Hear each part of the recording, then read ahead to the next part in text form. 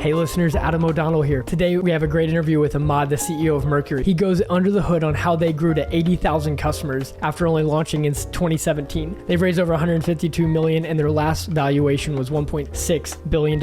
I wanted to know how the heck did they get to 80,000 customers so quickly? We had about 60 angel investors in our seed round. So Andreessen Horowitz led the round, but then I collected as many people as I could find basically. When we launched, we had them tweet about Mercury, and I think the three most impactful tweets were one was from the A16Z account, one was Elad Gil, and one was Justin Khan. Those three I remember got shared a ton. So we've all sent tweets and did not have the same success. So I wanted to take a step back and understand the framework of what made this launch on Twitter so different. The first is that Mercury applies to every founder. Everyone needs a bank account. As he shares, few founders are actually happy with their bank. I think the important thing is to be doing something ambitious. Like no one wants to tweet about something that's like boring. Hey, we're building a bank, right? That's like such a ambitious and hard thing to think about. They kept their message super simple. We are building banking for startups, right? Like that was it. I mean,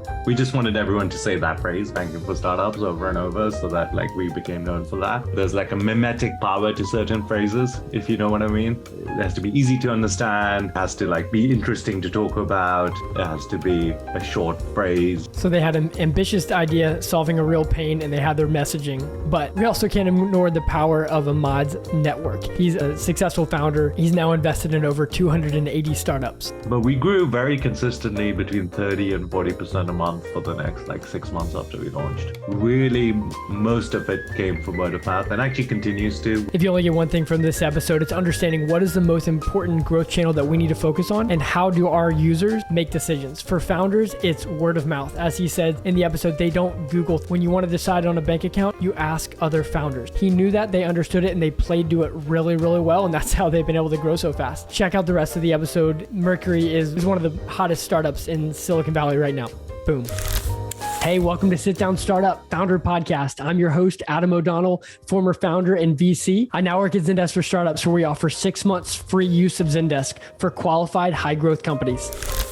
Man, I'm so glad to have you here on the show. Could you first tell us when you founded Mercury? We started in August 2017, but I had this idea in 2013, so... Very cool. Okay, so we had some time in between. I love it. What was the product originally, and is it the same thing that it is now?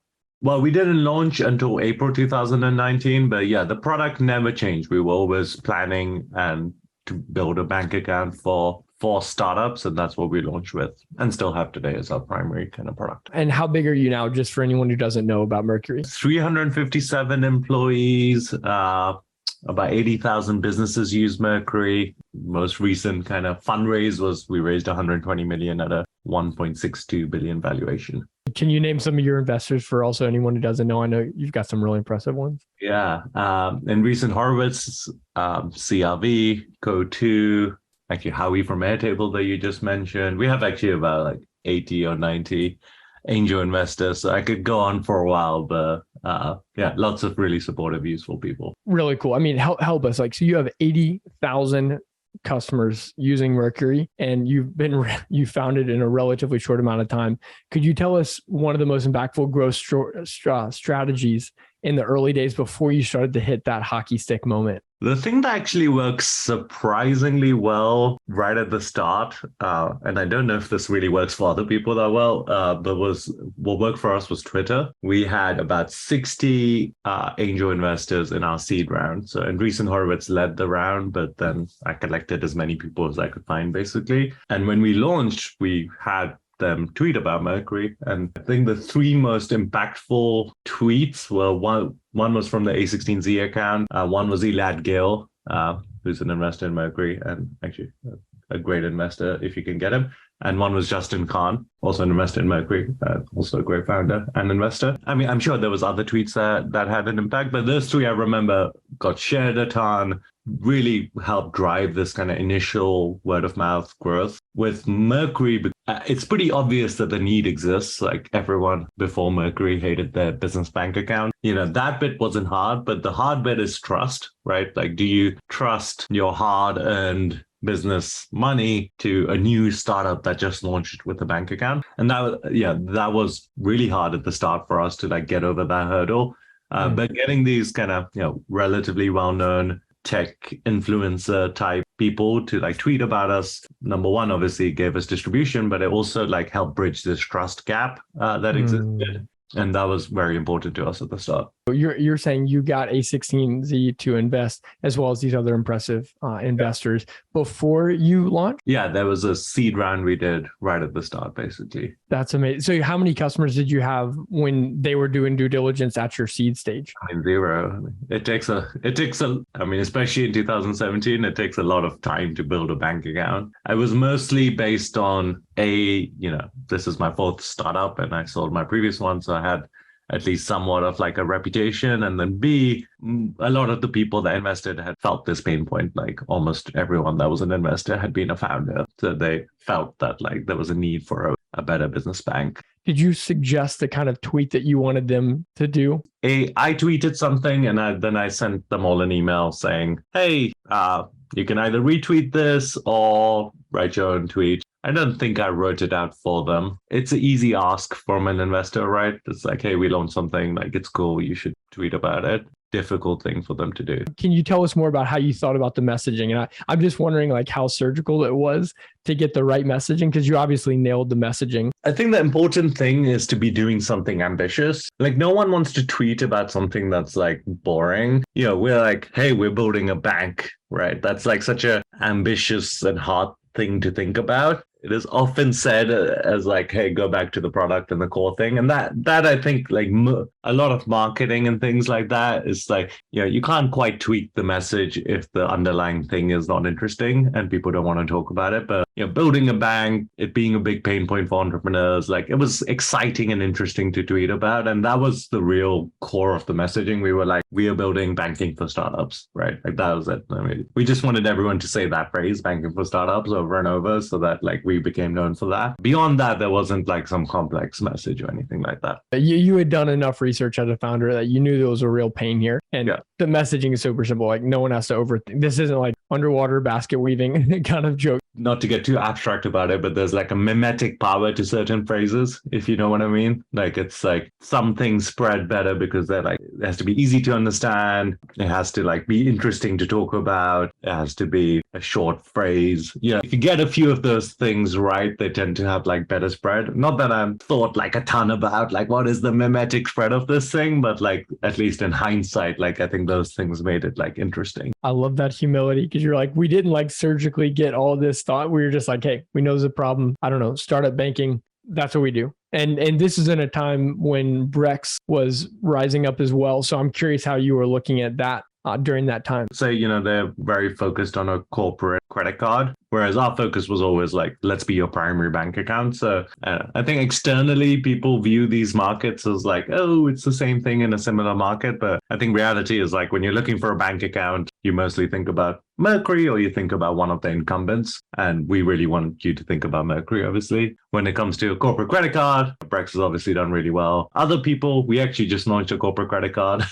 on Monday. So now we're more direct in their space. But yeah, especially when we launched, we were the first business bank that was targeting this segment. There was a couple of other kind of startup business banks, but they were much more kind of SMB type focused at the time. You did the round where you announced, where your investors announced what you were doing and startup banking, all that. How was the growth after that? Like, I don't know, about a month after that, but we grew very consistently between 30 and 40% a month for the next like 6 months after we launched. So it was very, very fast growth. And really, most of it came from word of mouth and actually continues to. About 55% of our growth today is through word of mouth and organic kind of growth. To some extent, that was part of the plan. We deliberately targeted startups because this is true for a lot of industries, but not for every industry. But the way founders make a decision about what they should use as a tool is not through searching Google. It's through talking to other founders. Even now, if I'm like, I want to use a new accountant, I wouldn't go search Google for an accountant. I'd go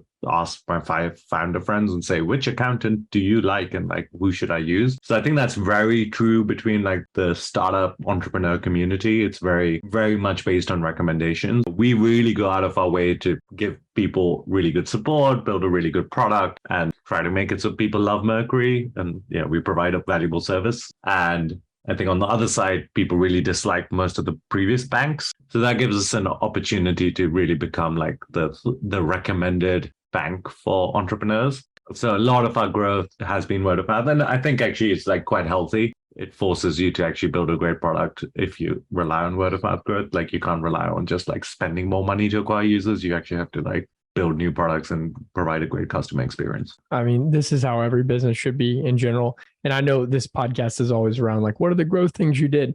But the best companies, that's a common trend, is that like the product was nailed and the rest kind of took care of itself. It's not always the case that you're in a space where your customers talk to each other a lot, right? Like there's definitely people like you're selling to, I don't know, security chief, what is it? What are they called? CIOs or CISs, Cisco. Yeah. Or whatever. If you're selling to those, like they probably don't talk to each other all the time. Maybe they do actually, I don't know. Certain spaces where you do need a sales team and you can't rely on word of mouth. I think consumer and like prosumer and like early SMB and early startup, you can rely on like community driven growth. If you could go back to like the first 6 months after you raised your seed round, were there any other things you did to supplement or encourage that word of mouth spread that were interesting or maybe unique? This one is very specific to me, but I'm quite a prolific investor.